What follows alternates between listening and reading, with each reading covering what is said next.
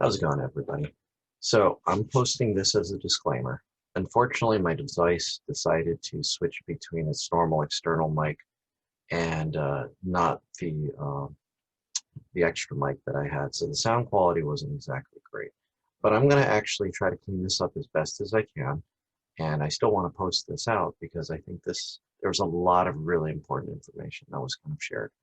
And it was a really good podcast. We were talking about like the mental health state as far as how to get started into a program and speaking from personal experiences. So I do apologize in advance. Unfortunately, the sound quality isn't going to be great, but if you can please kind of bear with it, I think there's a lot of good information to be had. Okay, law.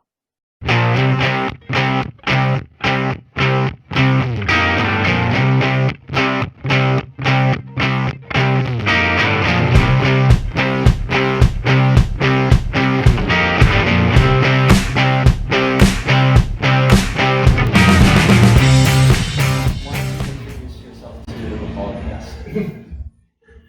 Either or. Okay. So my name is Yolanda, and I am a new trainer here at USC. Going through some of my qualifications and certifications, I became NSCA certified, which is National Technique Commission Association, last summer. And so it was after a long time of kind of thinking and contemplating whether or not I wanted to go for the certification, and then I finally did it. And afterwards, I worked mostly up in Boston while I was in school. So Like I say, Boston, not Boston, Boston accent. I can't even do it. But yeah, it was mostly East Coast gyms. But now that I'm back home, graduated, I'm back and I'm at USC. My favorite gym here. So Were you a member, or did you come into the gym when you were still in high school? high school, no. I lifted all through high school at my school gym. So I lifted up to the whole weight room. Kind of put off getting a gym membership. Like I never had a gym membership until this time around. So 2 months ago. I'm not sure why. I just kind of I'm sure when you were probably in Boston, like you already had like gym access. Yeah. You never really thought of being like a member. yeah, school gyms. School gyms is what I mostly stuck to. How was Boston? Boston. What part of Boston? Like school, living, Well, let me share it from the perspective. So I went to college in Washington State, and I was always very. I think when you come from Hawaii, we take it for granted that sports are year round. You know what I mean? So it was to me. I found it very interesting because when I was there, like when things got snowed in during winter, like everybody just they're in the gym or Yeah. in the basketball. Like there's no such thing as going onto the track to go run and do those things. So in my interpretation, I kind of see like sports almost have like this weird seasonal attachment, and that's something that we don't necessarily relate to. I never really noticed that. Wasn't that way? In Boston, I mean, a big thing up there is ice hockey, which I never went to because I don't understand ice hockey. But like all my friends would go and see the ice hockey games. As far as I can remember, there was still people doing sports like out in the snow. Interesting. Okay. I know. I'm sure some days better than Yeah, others. definitely. So. It was Fair fair. enough.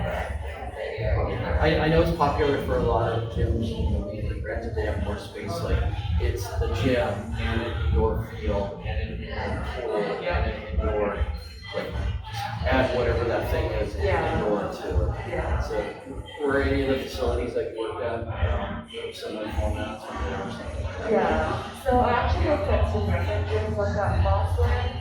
I worked at the New Fit Rep, which is like a college gym, and that was where I first started personal training because my boss, I worked with him for a while and just a fitness attendant, and kind of got to know him, kind of learned a bit more about personal training from him, and that's how I kind of got inspired to take this class in the first place. And so that was my first experience with training.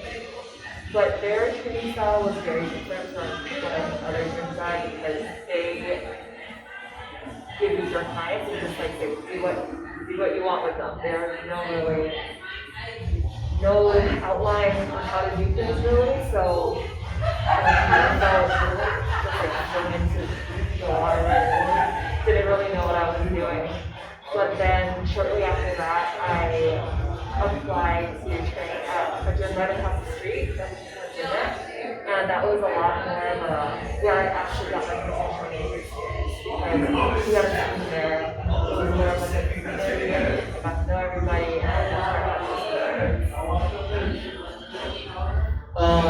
Let's kind of rewind things back from back to myself. We were talking, and I was glad I was met a fellow person of this sport. But why don't you give some background on some of the athletics that you've done so far?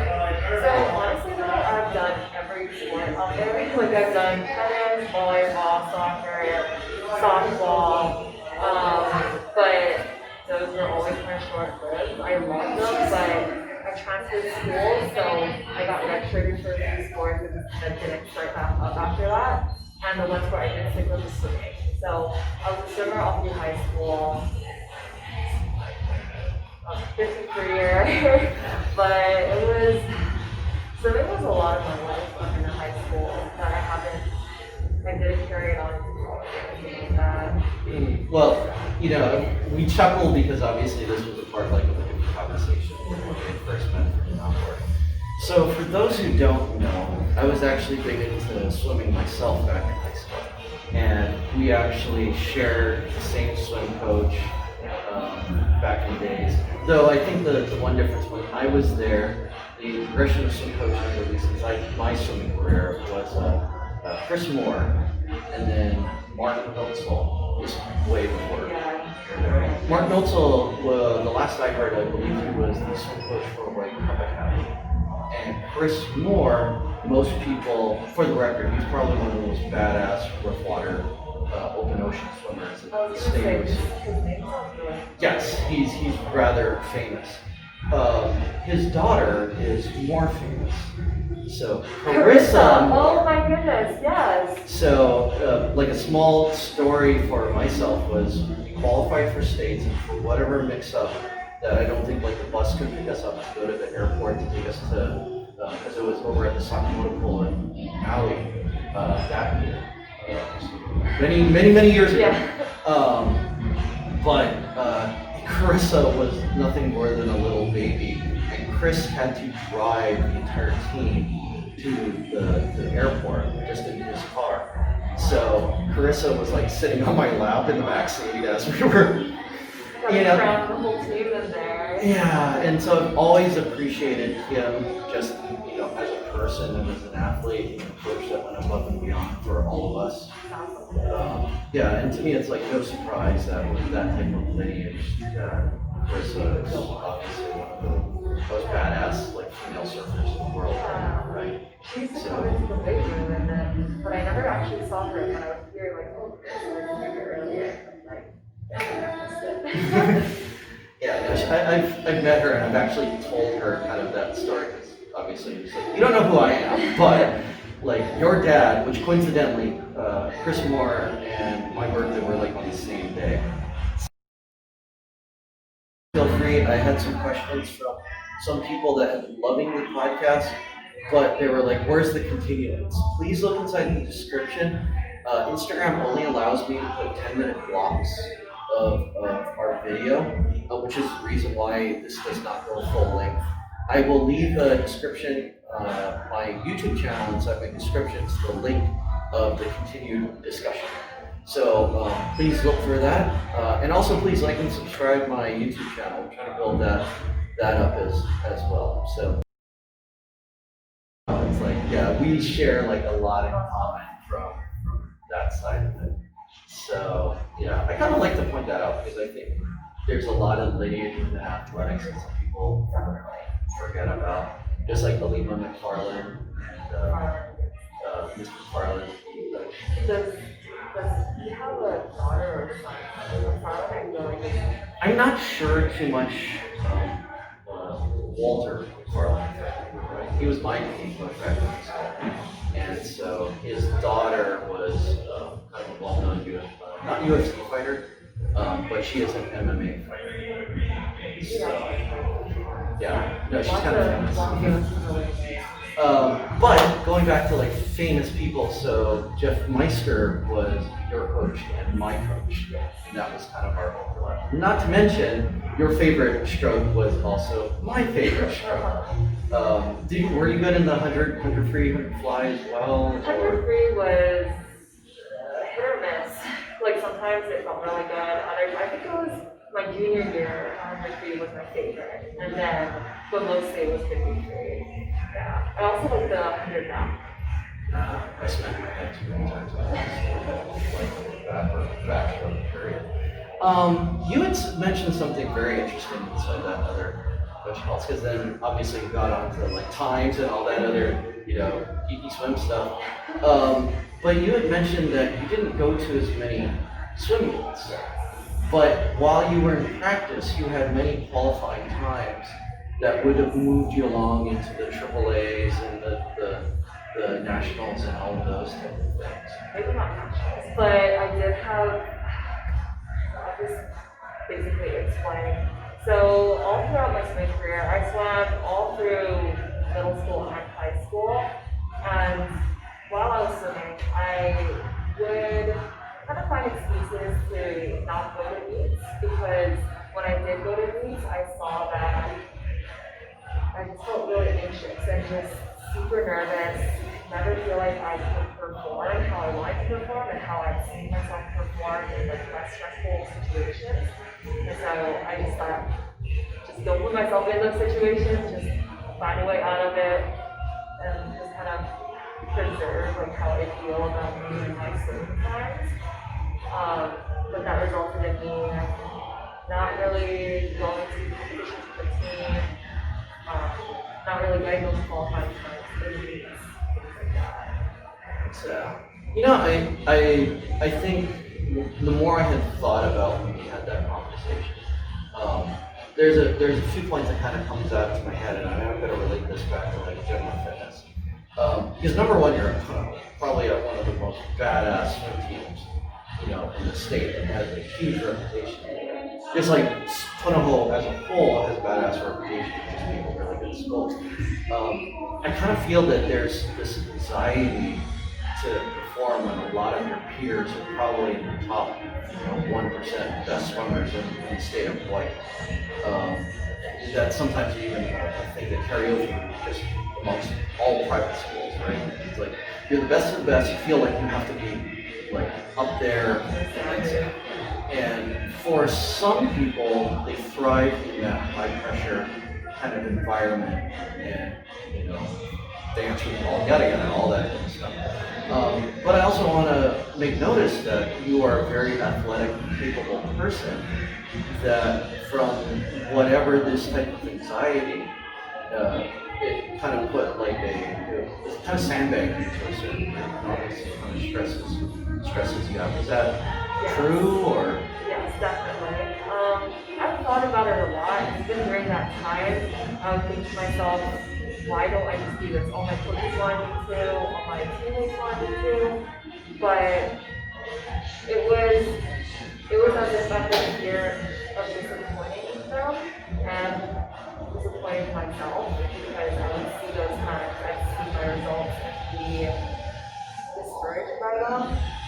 And that fear was something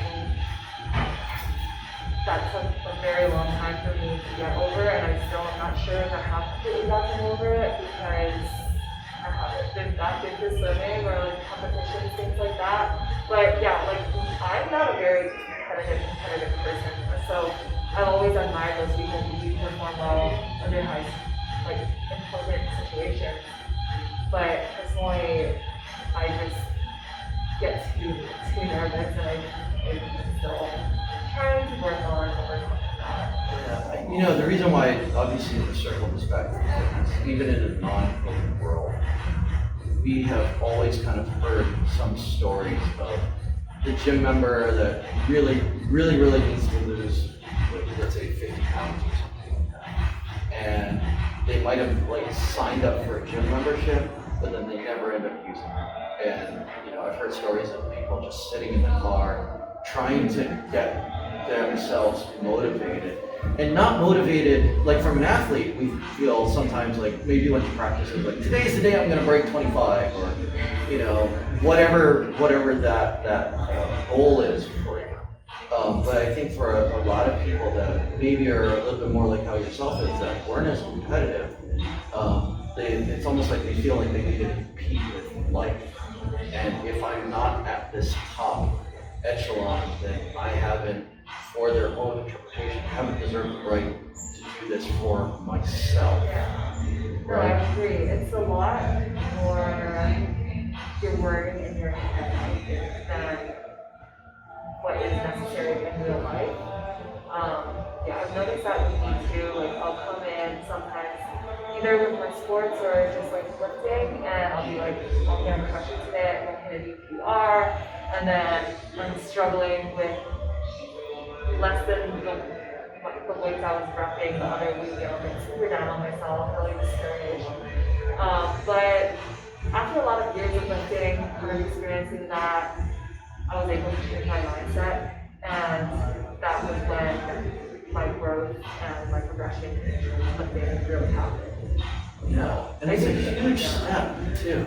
I think one of the things as a coach, especially somebody that works in like a large public gym, we're the oddballs. We're always the oddballs. We're the people that maybe you were competitive, or maybe that competition is within yourself, but it wakes yourself up every morning to go out and crush whatever that goal is. And I think, especially during COVID right now, it's so much more important for people to define their goal, which let's start with just being healthy, right? And get out. One of I like listening to like Jocko. You ever heard of Jocko Williams? He's this motivational speaker, retired ex-Navy SEAL. I don't want to. I'm probably screwing up his entire history. You can look him up. He has a podcast. It's kind of interesting because he has like these cats that is like it's 4:30 in the morning. Like I'm up doing the thing. What are you doing? And he's he's motivational, but he's kind of like he's a type of motivation. And as much as I appreciate parts of that, it's kind of like F your feelings. You just got to go out and get past your fear. I mean, yes, maybe feel. Yeah, and I think that's relatable, and I'm not saying he's not wrong. We know that it's not wrong, but sometimes that hill to get there can be difficult. And I'm never one that I'm going to shame a person into getting like, oh, you need more being down, and that's going to cause you to do the thing. I've never found that really successful inside of my career. But at the same time, I think that we have to put a little bit of that discomfort in ourselves to push us to the thing as well. So there's kind of like double-edged context, but we don't sell motivation per se inside. Oh, if we did, if we could sell motivation, then everything would be like well, right? So, but I guess you're a testament to somebody that kind of answered that question about themselves. Maybe that you had a lot of those abilities. Like going overcoming some obstacle. Yeah. Yeah, it was a long journey. So I started lifting sophomore year of high school, and when I first started out, it was for swimming because we had a new coach come in who did not prioritize, but he did put a lot of emphasis on weight training for swimmers, and he did gear the programs to fit into our swimming program. But that's how I first started lifting, and so I started lifting with a team, with his coach, and If you don't mind me asking, who is the coach? Eric. He was a newer coach. Okay, I didn't know. He came in with Justin. Unfortunately. Yeah. But yeah, so that's where I started, and I don't remember it really well because it was so long ago. Like I don't remember what my first experience in the gym was like, but I do remember not knowing what I was doing. Like when I went in there by myself, I would feel really wasn't doing this for long. So that's what kind of pushed me to make friends with people in the gym because I'd be like, look at me and tell me if this looks wrong. And so that's kind of how I built a community within gyms in general. Because so that's how I don't know, that's just where I feel most comfortable with people who help me learning things about this interesting thing I was just starting out trying. And it was I didn't know exactly what I was doing for a very long time. I would say 3 years or so. I was just kind of doing the same thing every single day. But my real knowledge came sophomore year in college, which is when I started working as a fitness attendant at the BU Fit Rep. So I wasn't a trainer, I was just like front desk things. And again, that's where I found my community. I found people who like to let the same time as me, we would talk to each other, and then I just got to know everybody. And honestly, I didn't know anybody up in Boston. I was a very introverted student, didn't really speak up in class, didn't really try to make a lot of friends in my classes or anything like that. And where I found my friends really was at the gym. You know, we would see each other every day. We would say hey, we talk to each other. So that's where I felt the most comfortable, felt the most safe, felt the most accepted, I guess. Um, and after I found that safe environment, that's when it really started to grow. You bring up two good points because I think as an introverted athlete, label it that, you probably worked out by yourself a lot, All the time. right? And then you probably felt at some point, look, I'm going to need to get to the next level. What is the way for you to get to the next level? And then the easy answer was, I'm going to talk to other people that I see that are better at the thing that I want to do, and I'm going to get their input on how to improve things. Which in some cases is the gateway of how some clients come to us, right? They see us on the floor working out, or we're like, oh, okay, well, I don't know as much about this thing. Why don't I go ask the person? That's a way. And I think the other thing you point out, which I think makes COVID a difficult time, is the social aspect. Because obviously like-minded people will surround themselves and we have this collective of friends. I mean, that's the easiest way to point it out. Which groups is obviously a much harder context and something that we are by policies and whatnot having to control here. And I see sometimes, and this was more so, I'm not trying to call anything out, but like the group class community. It's always like groups of friends that used to go work out or do yoga together or yoga together. And one thing, whatever gets you through the door to start moving, that's a good thing, right? But on the other token, it's like when you start seeing some of that fabric getting torn away, people that, let's call those the extroverted athletes, now don't feel as well to help come in because my friend isn't, and we've attached that connection to something else. Yeah, there's so many social aspects that have made coming to the gym or just like being social in general really difficult. And I can actually think of something that happened just this past week or so. I was working out here and I was getting to a machine with some older girls and we introduced ourselves and they were like, oh, my name is so-and-so, and I was like, oh, my name is Yolanda, and they pulled out my hand to shake their hand, and they would hold out their hand to shake my hand, but then I was like, oh, never mind, we probably shouldn't. So it was kind of awkward, but like, I don't know, it's just. It's almost, you feel like we have to hold up like the sign that says it's like, shake, nod yes or no, or something like that. Yeah, so it just made it really, I don't know, I feel like people sometimes feel like there's distance. I mean, that is what we're trying to force. That's what we gotta do. Yeah. It's like, don't look at me, don't talk to me, and I don't know. It adds another level of awkwardness, doesn't it? Like even some good friends of mine that are here at the gym. It's like I always want to bro them. You know what I mean? And even some people that just came by and like I haven't seen obviously since started. Like, we're super happy to see them.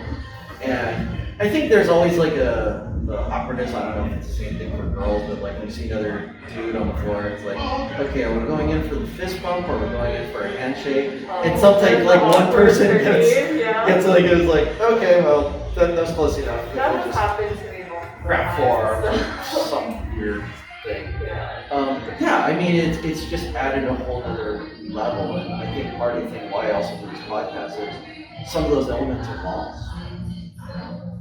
I think for some people, like if you're the person that is the person sitting in the car right now that is scared and they need to try to, you know you need to be doing something, which I think everybody should be doing something else. You need to come to the ground. And I think number one is coaches need to help people just start moving because there's a lot of people that literally have not been moving for at least 5 months at a time during the shutdown, right? Secondly is for us that to not be the person, like Scott Junk used to say, it's like, I don't train the clients, I train the friends. And I think that's a good mentality to try to come from when you're a coach. You know, because it's like, I'm always compelled to help out my friends. It's just how I'm built. And I think most coaches usually are coming from that. Yeah, as a spot too. trainer, it's important to let clients know that you genuinely care about their progress and not just what they can give us as a clientele, but more how can we work together to help each other grow, learn more. It's funny because Rochelle, she was helping us on onboarding today, and gave us this quote that was like, nobody cares how much we know until they know how much we care. And that was like a high point of our session because it kind of changed perspective a little bit. Because it really is the most important for me that we care and we want to be there. No, that's at the end of the day, and I've been doing this job for over a decade. That should be the truth of how things are. And especially right now, I would never want to be the guy that was the speed bump to somebody that was trying to start a new habit. I'll also be the first to say that maybe chemistry-wise, if somebody doesn't like my tights, or somebody doesn't like, I don't know, then fine, let's find somebody else that does, you know. Yeah, there is somebody, and I think especially for what I know about you care, and you also have dealt with the issues of like you were being scared about something, but at some point you had to overcome that feeling to do the thing, right? And that kind of goes back to my Jocko reference.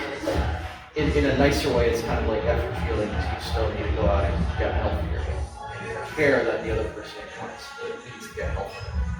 It's so hard in the beginning. Like I said, I'm very shy. Didn't really like to talk to people at all. So just like asking other members of the gym to look at my form and music, that was so hard and I felt so awkward. But after I did it the first time, it kind of opened up this door and I was just like, talk to you all the time, listen to me all the time. I also kind of went through the second phase of that when I got back from Boston, back to Hawaii, at the beginning of the second shutdown. So I got back to Hawaii in July, and that was when the second shutdown began. And I was in a bad headspace because I had been working up in Boston at Gymit and the Bean Fit Back. So I had kind of been planning to stay there, to continue my job, to be working up there, kind of create this new life. And that was what I was looking forward to. And then all of that kind of crashing down when COVID happened. And then gyms shut down, I had no work. So I came back home as like my last option. So I was really sad about that, really upset. Which is ridiculous because it's Hawaii, it's my home. But I guess it was because I had all these other plans that I made up in my head. And so I was like, what am I doing now? I'm so lost, I don't know what I'm doing. And it took me a couple months because there's a shutdown, so I was in quarantine. So there was a couple months where I didn't see anybody. And I worked on myself a lot during that time, so trying to change my mentality, like going back home, there's a lot of opportunities here. And after that, I got on top of everything. I started studying for my EMT certification. I'm trying to take by the next year. I applied for this job, started working out again, and basically got myself back on track and back to where I felt healthiest mentally and physically. And that honestly changed. Like I don't know, I'm a completely different person right now at least than I was 2 months ago. And it's hard to kind of pull yourself out of the feelings of, oh, I can't do this, this is not the right time to do this, but once you do, Yeah, there's a lot of, one of the few things, and like if we had to relate this back to the park here, right, and 6 steps. I think the first and foremost, maybe this is a little test, but what is the first step of 6 steps? the success line. Right. And another way you can kind of word that is the goals, right? I think that is always the most important. You could relate that into a life lesson, right? Like what's your goal? What's the thing that you want? As fitness professionals, we can sit here and tell the world right now, it's like your goal should be to be healthy. Your goal was always to be healthy, with or without COVID, you should be healthy. So let's start with that mark first.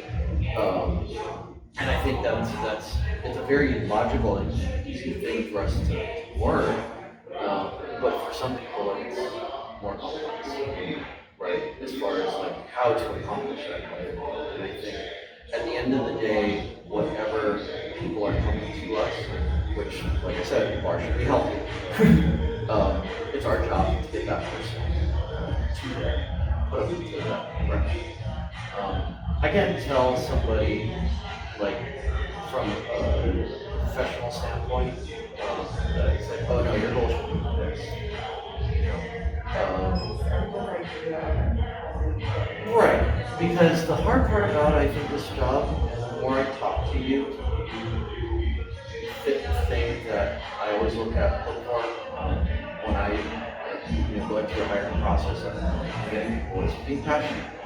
Being passionate. If you don't like doing what you're doing, then what are you really doing in life, right? I'm not the type of person that would be like an accountant and stare in front of a computer. I'm not knocking on accountants. I'm just not passionate. That's not something that is happy that makes you want to go wake up every day and do it, then it's not.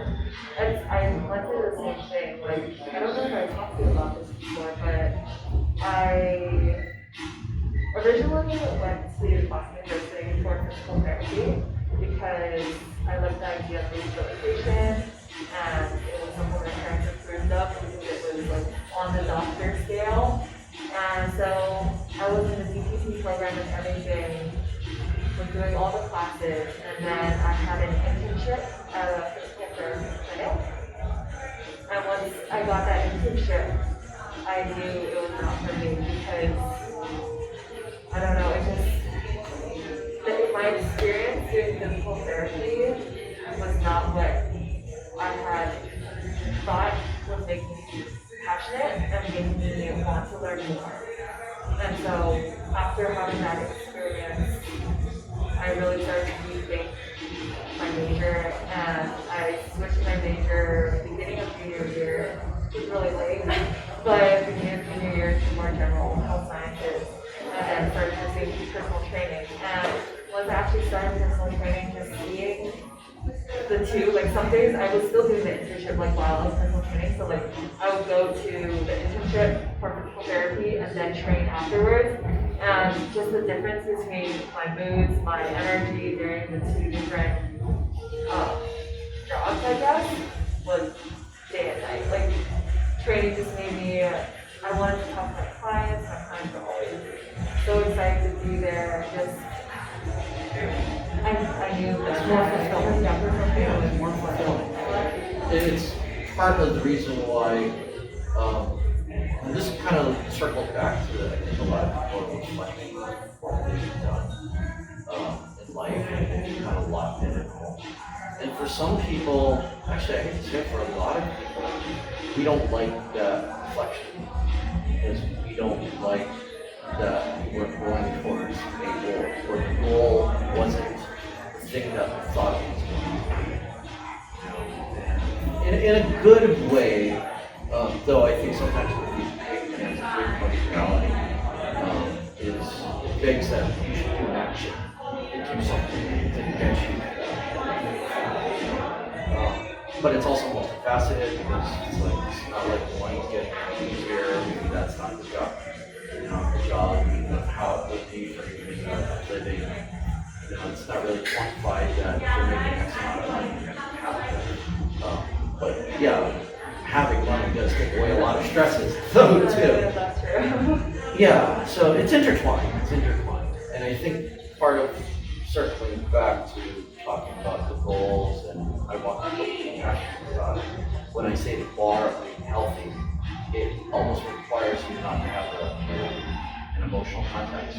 So I'm going to start sounding contradictory because it was like you might not feel passionate about getting to that point, which can be almost demotivating, right? Because you just have no feeling about it whatsoever. And I'm not gonna sit here and tell somebody that they don't need that. They need to find the equation. It might not be passion. It might be something attached to. Oh yeah, like maybe let's call it as a parent to be around and survive this. That you're still there for the kid. Right? That might be harsh reality, but it's also a part of the reality, right? And that's where, like I said, it's like I don't know the answer for somebody to get there. If I were in the shoes logically, that's supposed to be what it is. And I think also a lot of times you start going through emotions and things, just like yourself. Here you were a swimmer that was really good at it, but for whatever reason you got emotionally locked into it, and then you emotionally found something else that you started taking these steps to a career. And there wasn't really like a traditional path to it, right? It's like, oh, I'm going to talk to somebody else that knows a little bit more than I do, right? Oh, maybe I'll go take a class on this. Maybe I'll start going to take a certification on this. And, I'm never going to say it's like, no. You need to go get your cert first. You need to have been dreaming about this when you're a fetus, and this is the direction that you're going to go to. It doesn't work like that. Like, you just need to start doing it. And then after a while, you become passionate about whatever that thing is. It all starts with doing something you are comfortable with. Yes, absolutely. If you don't, like I learned the hard way, years and years, sticking with what was comfortable, and it got me nowhere. And I kind of realized that, and I thought, oh shit, I need to change something because this is not improving me in any way. So, yeah, that's kind of where, like I wasn't competing I wasn't competitive with other people, but like you said, I was very competitive against myself instead of with myself because when I was just started lifting, I would see these girls doing weight squats and like just like heavy weights and things like that, and I'd be like, what am I doing here? I don't know what I'm doing, and that's kind of why I took short periods where I just disappeared from the gym because I would get really down and just, if I can't be great at it, I can't be anything. Like that was kind of the mentality I had. But since then, I started thinking, you know what, everyone starts somewhere. Like there are like certain things that I'm still learning that I'm not great at now. Like, you know, learn how to but well, you're in the right place for it. yeah, I know, that's true. By the way, 2 o'clock. 2 o'clock, yeah. Yes, 2 o'clock. Okay, I'm gonna have to get food, but Yes, same with me. 2 o'clock. yeah, so like honestly now these things excite me because knowing that literally everyone is a beginner at some point. Literally everyone does something for the first time and is not perfect at it, is not even good at it. You suck at something. Yeah, exactly. And it's okay if I suck at something because at least I did it. And now I know that I do and don't just think that. You know what? I think I'm gonna close up, and that's like probably the best segue to end this. Was there any like maybe small little bit of advice? I know we went over tons of stuff there. By the way, this was fantastic. Was there anything you want to maybe tell your viewers, like how to get a hold of you personally, perhaps? Oh, I will link, like if you have Instagram or some type of social media, I'll put this in the description below to help anybody out. Yeah, you can say your Instagram. Well, my Instagram is Yolanda YOLANDPAAMU